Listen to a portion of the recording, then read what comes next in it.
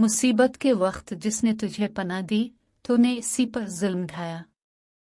ये इस जमाने का जिक्र है जब बंदूक ईजाद नहीं हुई थी और लोग तीर कमान से शिकार खेलते थे। एक दिन कुछ शिकारी शिकार की तलाश में जंगल में फिर रहे थे कि अचानक उनकी नजर एक हिरन पर पड़ी। वो सब इसके पीछे हो लिए। शिकारी हिरन को चारों तरफ से घेर रहे थे और हिरन अपनी जान बचाने के लिए तेजी से भाग रहा था। जब वो भागते भागते थक गया तो एक घनी अंगूर की बेल के अंदर जा छुपा। शिकारियों ने इसे बहुत तलाश किया लेकिन इसका कुछ पता नहीं चला।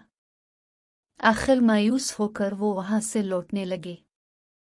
जब कुछ वक्त गुजर गया तो हिरन ने सोचा कि अब खतरा टल गया है और वो बेफिक्र होकर मजे से इसी अंगूर की बेल के पत्ते खाने लगा जिसमें वो छुपा हुआ था। एक शिकारी जो सबसे पीछे था जब वहां से गुजरा तो अंगूर की बेल और उसके गुच्छों को हिलते देखकर समझा कि यहाँ जरूर कोई जानवर छुपा है।